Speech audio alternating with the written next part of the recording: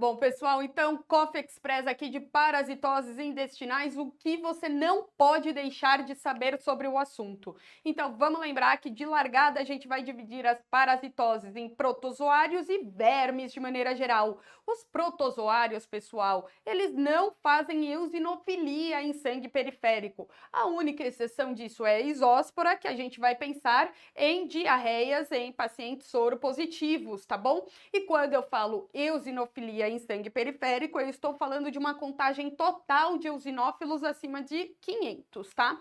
Bom, protozoários nós vamos ter dois: amebíase causando colite, giardíase causando duodenite. A colite, a amebíase, pessoal, imensa maior parte das vezes ela é assintomática, mas quando ela tem sintomas, ela faz uma colite. Se é uma colite, é uma diarreia baixa, tenesmo, múltiplos episódios ao longo do dia. E por ser causada pela entamoeba histolítica, histo, tecido, lítica, lise, e lise dos tecidos, penetração do trato gastrointestinal. Então, ela causa uma colite com produtos patológicos, com sangue, com muco. E por penetrar e cair em corrente sanguínea, ela pode complicar com o abscesso hepático. Abscesso hepático, diagnóstico eminentemente por tomografia, dor em hipocôndrio direito, febre baixa, um quadro um pouco mais arrastado, nada muito específico. E aí você tem que lembrar de fazer a drenagem, bisturiciclina aqui sim, tá bom? Porque senão é um foco fechado. Imensa maior parte não tem etiologia identificada. E aí a gente tem que cobrir bactérias entéricas, anaeróbios e a tal da amebíase, tá bom? Bom, outro protozoário é a giardíase. Giardíase, vamos se lembrar, diarreia do viajante que se instala algumas semanas depois da viagem. Se é uma diarreia do viajante de instalação muito aguda, a gente vai cair aí, por exemplo, num rotavírus ou numa etiologia bacteriana. Agora, a giardíase, ela é aquela duodenite, então tem dor epigástrica e ela atapeta o duodeno, então ela faz uma síndrome desabsortiva que num quadro um pouco mais crônico, por exemplo, principalmente na infância, pode inclusive causar com quadros desnutricionais, tá bom? Mas ao atapetar o duodeno, o que ela causa? Ela causa uma diarreia alta. Diarreia alta são poucos episódios no dia, com muito volume, com restos alimentares, com muita esteatorreia, parece que você tomou um monte de Orlistat, com muito desconforto abdominal, mal cheirosas, flatulência, tá bom? O tratamento aqui é metronidazol ou nitazoxamida. E os vermes agora? Os vermes, de maneira geral, a gente trata com albendazol. A única exceção que eu quero que você se lembre é da estrongiloidíase, que aí a gente vai tratar preferencialmente com ivermectina. Por quê? Porque pega todas as formas larvais.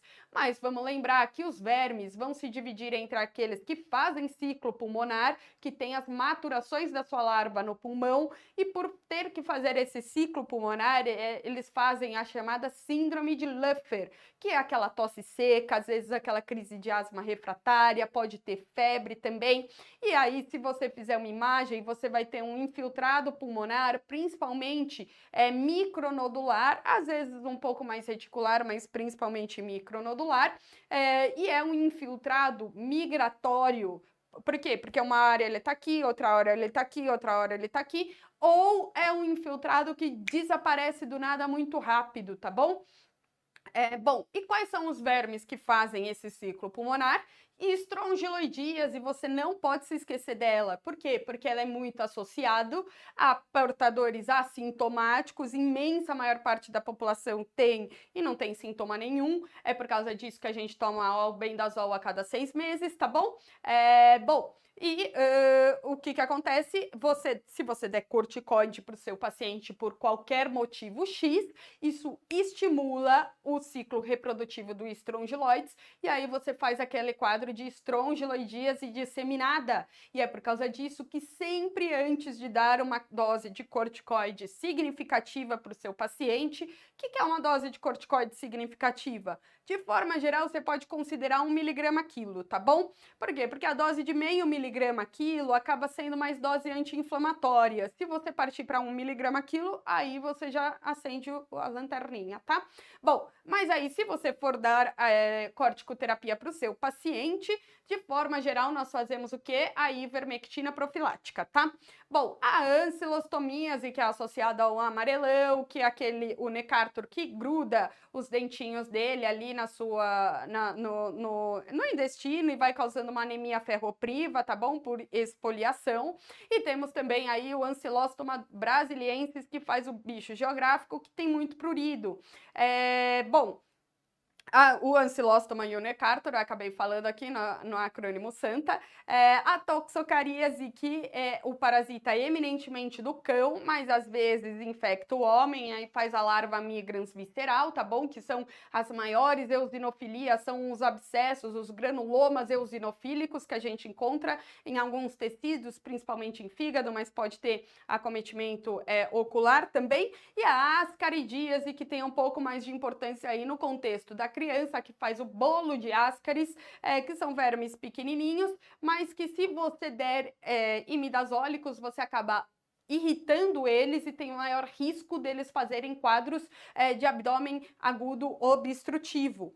E os vermes sem ciclo pulmonar, que não costumam aparecer muito aí nas provas de vocês, mas eventualmente a gente vai ter a teníase, que é aquele verme gigante, porque ela vai se construindo, fazendo pequenas unidades de si mesma e acaba se reproduzindo, eliminando no meio ambiente as proglótides que você observa através da tamização das fezes. Mas o que mais pode aparecer para você de teníase é a complicação, que é a cisticercose, ou principalmente a neurocisticercose, que é uma das causas de início de epilepsia na idade adulta, que aí a gente vai ver pequenos pontos calcificados em córtex cerebral, se for neurocisticercose, mas nós podemos ver também isso ocorrendo em músculos ou até mesmo em vísceras, a depender de onde se depositou, tá bom?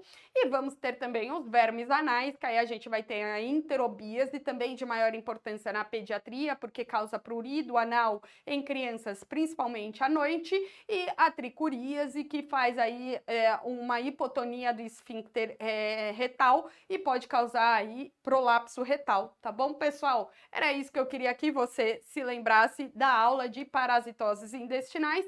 Espero que tenha ajudado e bons estudos!